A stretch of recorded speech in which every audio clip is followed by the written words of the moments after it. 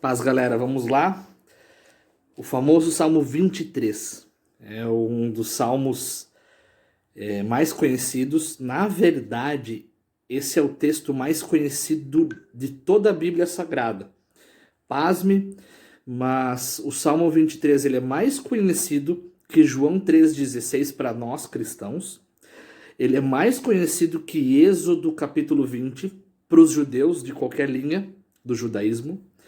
Ele é mais conhecido que Gênesis capítulo 1, versículo 1. No princípio criou Deus céus e terra. Curioso, né? É só você olhar ao seu redor, você vai ver nas casas, algumas pessoas têm um quadro com o Salmo 23. Outras pessoas deixam a Bíblia aberta na página do Salmo 23. Você vê em estabelecimentos comerciais, empresas que deixam algum adesivo, adesivos de carros com o Salmo 23. Você vê em escolas, cinemas, bares, restaurantes, em inúmeros lugares você vê o Salmo 23 aberto. Então esse é o salmo mais conhecido da Bíblia e o texto mais conhecido da Bíblia. Antes de nós adentrarmos no Salmo 23, eu queria falar um pouquinho sobre o coração do salmista. Davi, como nós já falamos em outros estudos aqui, em certos momentos ele se vê como rei, como filho, aqui ele se vê como ovelha. Davi, como um pastor, entendendo bem do pastoreio, Davi, ele conhecia bem as suas ovelhas, ele conhecia o estado das suas ovelhas, ele conhecia o nome das suas ovelhas. A Bíblia diz que ele carregava pedras, né? Tanto é que ele usou uma pedra contra o gigante filisteu, e ele carregava uma funda, instrumentos para proteger as suas ovelhas. Davi conhecia os campos, as campinas, os morros, os vales. E por isso ele era um excelente pastor na sua função profissional. Então, por isso, ele entendendo bem sobre esse universo, ele descreve a Deus como um pastor. Ele fala no versículo 1, o Senhor é meu pastor. Primeiro ele fala isso por saber que o pastor tem uma visão longa, ele consegue ver distante, ele consegue ver metros à frente. Alguns estudos que dizem que as ovelhas não conseguem ver poucos metros à sua distância. Já o pastor ele consegue ver o que está muito à frente. Então, por isso ele diz que Deus é o pastor que conhece todas as coisas. Depois, por Deus ser um pastor, Jesus ser um bom pastor, as ovelhas têm necessidades de onde devem ser conduzidas, o momento que devem ser conduzidas, os riscos dos lugares que elas vão permanecer, se são lugares que vão ter animais selvagens ou não. Por isso ele diz que nada vai faltar, por estar nas mãos desse pastor.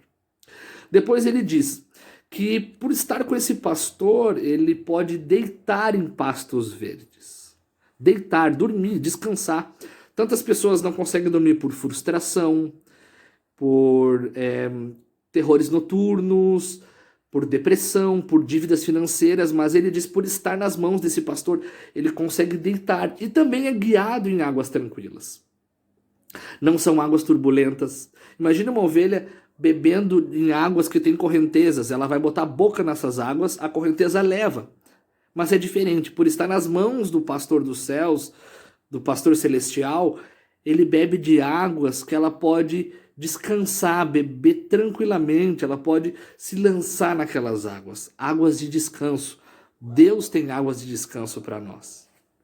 Ele continua dizendo que esse pastor refrigera a sua alma. A nossa alma precisa de refrigério, precisa de descanso. E quando nós temos o pastor e as palavras do pastor celestial, elas curam a nossa alma. Ele tem palavras de vida eterna que nos curam.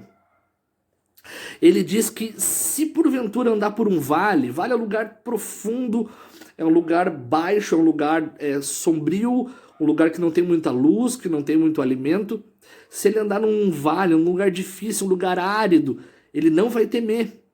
Por quê? Porque Deus está lá, até mesmo se for no vale. E lá, a vara do Senhor e o cajado trazem consolo. Parece contraditório, né? Vara e cajado são instrumentos de ferir, de machucar. Mas elas machucam para trazer para perto. Por isso o consolo da ovelha é o quê? Mesmo que o pastor tenha que bater, ferir, vai trazer para perto com amor. Assim é o pastor dos céus, ele corrige o filho que ama para trazer para perto. Davi diz que ele prepara uma mesa perante os inimigos. Lembramos das palavras do apóstolo Paulo: os nossos inimigos não são pessoas, não são carne e sangue, mas são principados e potestades que agem no mundo espiritual. Então, o Senhor prepara uma mesa, prepara um banquete diante daqueles que querem nos abater, nos fazer desistir, nos fazer parar.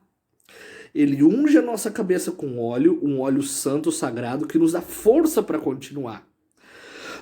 E o cálice que ele tem para nós transborda. Qual cálice é esse? Há inúmeros cálices na Bíblia. Cálice da salvação, o cálice que Jesus tomou na sua paixão da cruz, mas há o cálice da alegria, o cálice da vida. E quando nós estamos na presença do Senhor, tomamos desse cálice da vida. Por estarmos com o Senhor, certamente a bondade e a misericórdia do Senhor nos acompanharão todos os nossos dias. Por estarmos com Ele. Então, por causa disso, nós habitaremos na casa do Senhor, no aprisco do Senhor, como ovelhas do seu pastoreio.